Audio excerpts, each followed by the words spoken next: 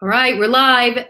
Welcome, everybody. I have Steve Janke here today with me. He is the fearless leader of Mission, Wisconsin, and he's here today to talk about Wisconsin. Steve, why don't you tell us a little bit about the Greater Green Bay Area Chamber and the things you got going on this week, and then we'll have a little chat afterwards.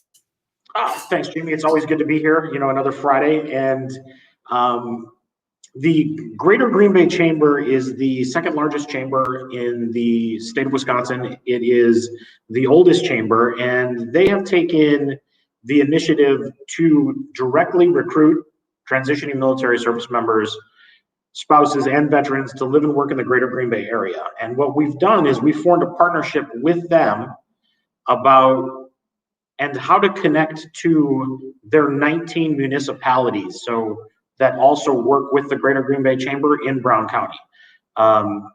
We know as people that do this for a living, oftentimes some of the hardest connections are connecting to the civil service jobs that you want when you get out, be it state, local, or federal.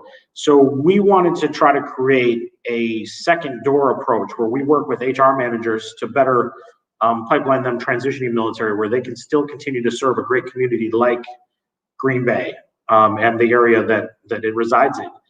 And they also wanted to strengthen and develop the entrepreneurial ties in this area. And as Jamie knows, I like to make up words, so we call it Vetrepreneurship, and that's for military spouses and vetrepreneurs, and how to create better pathways for them to engage in the ecosystem in the Greater Green Bay area.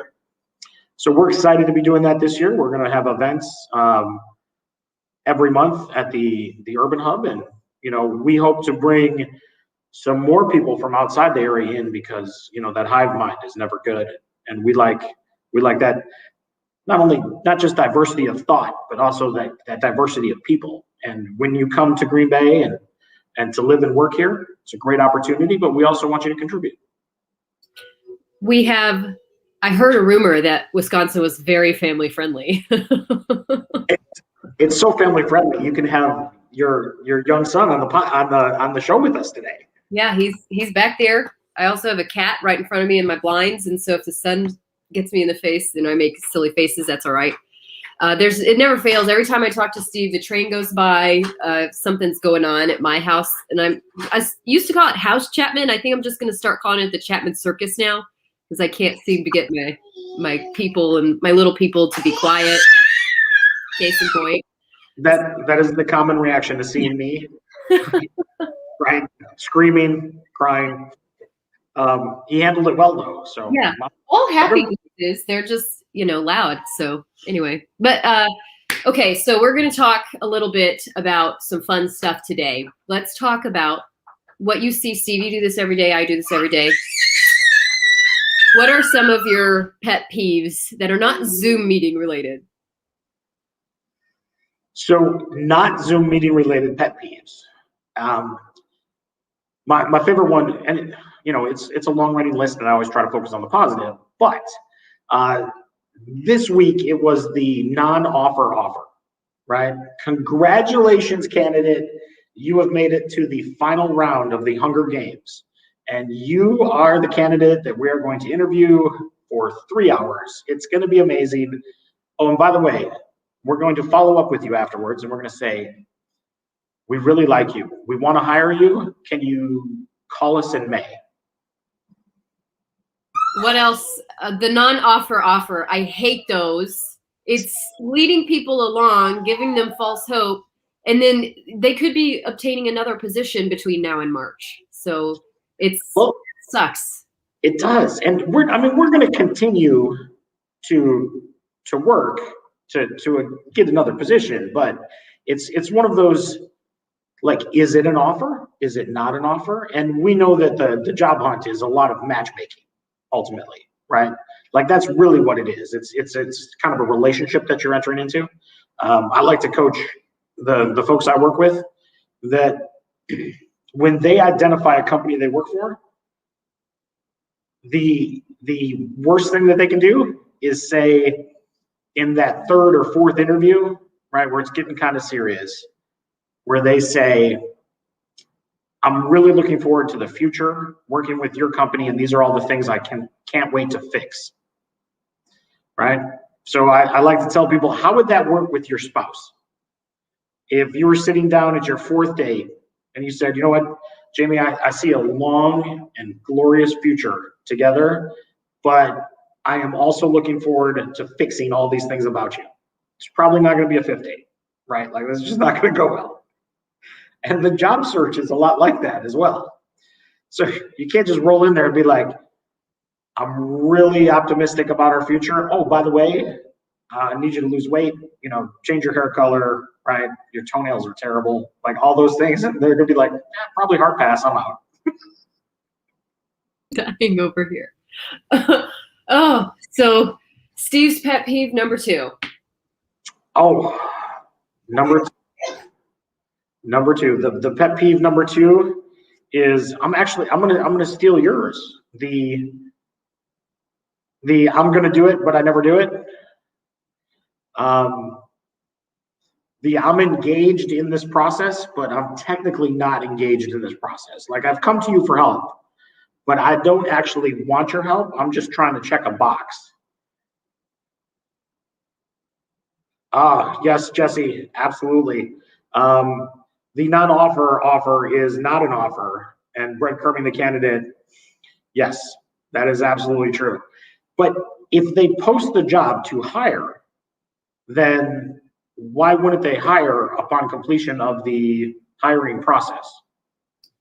Right. So the life of a recruiter, the life of the hiring team, it's very complicated. Stuff can definitely fall through the cracks on the back end. Maybe the budget went away. Maybe they offered it to somebody else. They thought the other person was going to start and didn't. You just never know on the administrative side of the house what's actually going on behind the scenes. But what's really not fair is leading someone on and then dropping the ball anyway. So we've got to realize there's humanity in the process. People have to pack up and move their family to relocate to the job. They have to put notice in at their former position.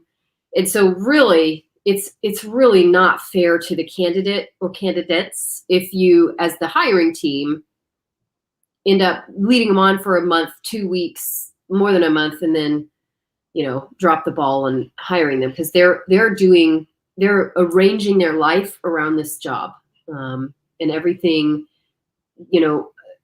What if they were to put a resignation in at a former employer, or uproot and relocate and then end up not employed?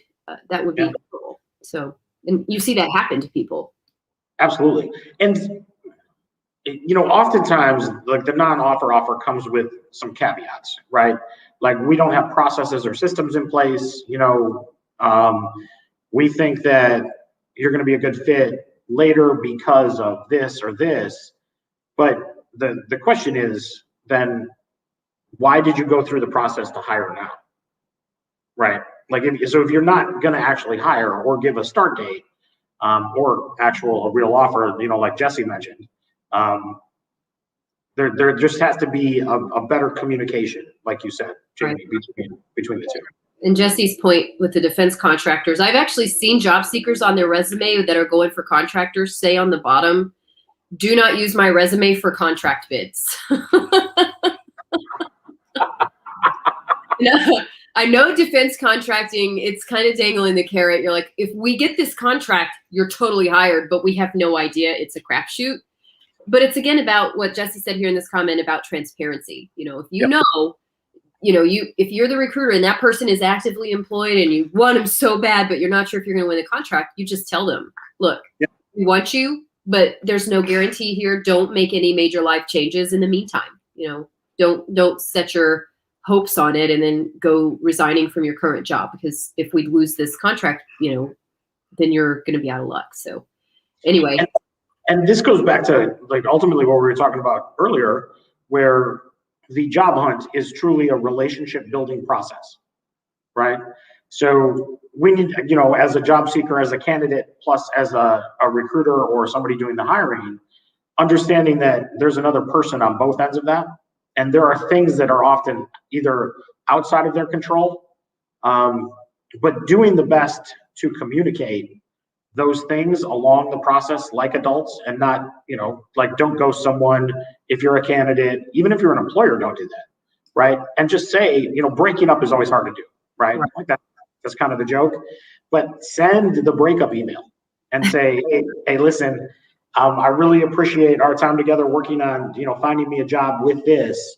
I found a job doing this, and just, send it, right? Because we often talk in this space about networking and how crucial that is. But if we're not doing it correctly, then we're not doing it at all. We're just collecting, friends on LinkedIn or numbers or whatever.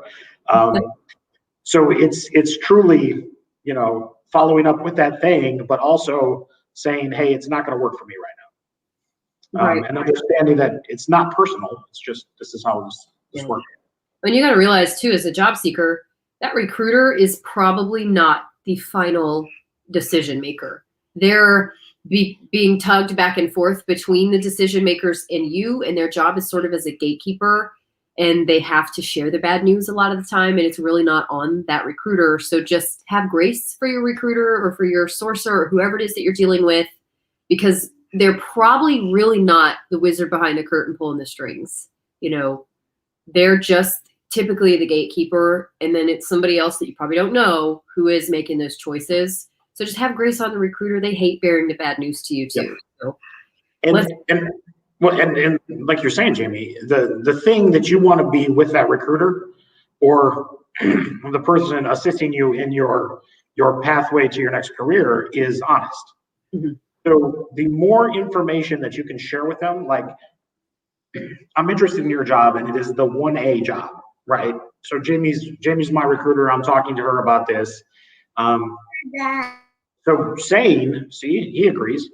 So saying that, this is my 1A job and I really want this. This is the top of the list, but you also need to know that I have applied to, and I am in, stages of interviewing or whatever with these other companies. So it's not about creating leverage with that company. It's just about transparency in the process and being honest with them.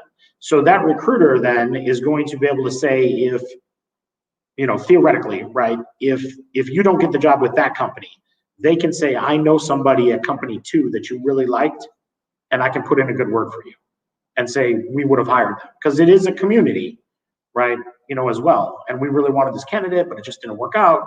So, making sure that, one, you're communicating up, but also asking them as best they can to communicate down. We have lots of folks that are interested in what we're talking about. So let's let's talk about your pet peeve number 2. People get too busy and they don't do what they're supposed to do. Let's talk about that, because I believe we could all feel that pain. Pet peeve number 2, we'll do pet peeve number 3, and then we'll close out our chat today. Yeah, well, pet peeve number 2 is life happens, right? And Jamie, you and I both know that it's busy, and you schedule and you schedule and you schedule and you do all these things, and all of a sudden you're going to unplug for the day, whatever that looks like, and you're like, oh, I forgot to do, right, this. My to-do list is still quite long, and you wonder, do I send that email at like 9:30 at night, right? To mark it off my list, or do I say, I'm going to follow up and do it tomorrow? Too often following up and doing it tomorrow, it never gets done. So what I like to do is I like to use a little thing in Outlook and Gmail where you can schedule an email. Oh, yes. That's the best tech hack. Yes. Schedule send 8 a.m. the next day. Yep. Right. So it's out, right? Like, it's not in your inbox. You're not looking at a draft. Your email is done. And when you open up your computer, get on the internet, whatever it is, all of a sudden, boom, email's out. Yep. And now you've crossed a to-do into a to-done, and you're moving on with your day, and you're not bombarding people with emails at 10 o'clock at night. Yeah, well, I think those 2, schedule features came out in such a timely manner when we are all dealing with life during this pandemic, and we're not working that traditional 9 to 5 in the office anymore. And sometimes work happens at 9 o'clock at night after your kids go to sleep, and best tech hack ever, love it. But you know, I love your little quote, turn your to-do into a to-done. I'm going to start saying that. So also, Steve, I've been borrowing a phrase that you say a lot, happy spouse, happy house, and people love it. It's quality life advice, right? Yeah, I've been saying that, and people are like, that's so smart. It's inclusive. And it works both ways, does it not? Yeah, it does. Right. You know, generally it's one of those great tips that is a lot like add value. Mm-hmm. So oftentimes it's not the quid pro quo that you want. You know, if you enter into a relationship being transactional, it's going to turn out poorly for you. But if you just enter into a relationship saying, I'm here to make everything and everyone better after I leave, then, you know, you're coming in from a good place and you're not expecting anything from it. So having a happy spouse does make for a happy house. No, not necessarily. No. Okay, let's transition and talk Steve's pet peeve number 3 for the day, and then we'll close out our chat. So if you're watching, by the way, we appreciate you watching. We just are having too much fun today, I guess. And if you have questions, like actual questions for us, please let us know. Feel free to say hi to us in the chat now or later after the video's over. But Steve and I go live pretty often together. It's a lot of fun, and he makes me a little bit more, I don't have any good jokes and I'm kind of boring sometimes. So Steve offsets that, you know, he's fun. So anyway, Steve, what's your number 3 pet peeve for the day? If not funny looking, right? And also, you know, if there's a topic that you want us to cover in the future, because we're looking at doing this, you know, every bi-weekly or so, just let us know, and we would love to talk about that and keep you engaged. Pet peeve number 3 is I can't remember anymore.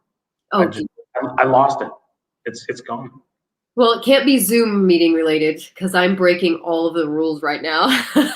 You are, but actually, I love it how, you know, like you brought the families in, and so this is the thing that goes back to a couple of the ones we talked about already, is how life happens, right? Like understanding that there's a human on the other end. I was on a call yesterday with a friend of mine, and we were doing, you know, we were talking about business, and their dog came in because it was time for the dog snack. You know, and like they're like, oh, I was like, no, it's all right. Like everybody's got something. So it's not necessarily trying to hide the rest of your life from the rest of the world, but it's also embracing the fact that, you know, you're doing all of this as a mother, a military spouse, entrepreneur, like starting a whole lot of things, and there's a lot of things to juggle. So, you know, I'd say kudos to you, and life does happen. We should embrace it. It does, and I live it, and it's pretty chaotic. But I have this happen a lot, and it's because I sit on and do things like this on video publicly. I talk to strangers that maybe have watched a video or two, and they talk to me, and they're like, I feel like I already know you. And it's just about as real as it gets right now. This is kind of what my life looks like. The one thing I'm not done yet, which is it's my pride. You know, I drive a minivan. I have more car seats than kids in it, right? But the one thing I haven't done on live video that I remember is where the baby carrier thing that you strap on. It's like the baby backpack, but on the front. It's my pride. I just can't. I can't even. Do it. That is a bridge too far right there. That is the one thing. But that's the only way I get my house clean is if I wear that thing, because, yeah. And so do you find that they fall asleep then when you do that? Yeah. So weird, right? Like if I wanted you to take a nap, you wouldn't, but because I'm cleaning the house with you attached to me, you're going to. Well, he likes to face out so he can see what I'm doing or whatever. But when he falls asleep that way, I just have to hold on to him, like, so his head doesn't flop over. But yeah, it's that's the one thing I haven't done on live video. It's my pride. You know, I love my minivan, but you don't ever see that in my videos, so it doesn't matter. The baby carrier thing is that's just one, you know, maybe my number 3 pet peeve of the day. So, Jamie, could you share with us a quick recap of how your venture is going? The The Military Spouse Chamber of Commerce? Yeah, so we launched it on January 1st, and we had a really overwhelmingly positive response. We had, let's see, 29 days in, and we have 230 members of the Military Spouse Chamber. We have had 10 individuals apply for the Military Spouse-Owned Business Certification. 3 are approved. The remainder are in the process. I have to do virtual site visits with them. But yeah, it's rocking and rolling. We actually launched on the 1st, and we had a bunch of people trying to volunteer. I had no intention of having a volunteer program at the chamber, but I mean, why not if they want to anyway? So we're standing up actually a volunteer program there so that folks can get involved as brand ambassador or other things. So yeah, the Military Spouse Chamber is rocking and rolling. I'm a little overwhelmed, I gotta be honest, but I'm super excited and happy about it as well. So, well, you have a baby on a live call, so we're overwhelmed is probably a step below where you're actually at. Yeah, it's all right though. It's all right. He's only met like 10 humans in his whole life, so he's living vicarious through these Zoom meetings. That's all right. All right. Well, that's good. I've lowered the standard for him. All right. Well, let's wrap this up, Steve. I appreciate you always. You come on, you make me laugh. It's a good time in my day. Everyone, thank you for jumping in and chiming in with your comments and your engagement today. And if you come in later and you're watching after we cut the video, drop your comments, tell us hello, and also ask us your questions. Always feel free to DM myself or Steve as well, and we'll make sure we get you taken care of. Thank you, Steve. Absolutely. Thanks, Jamie.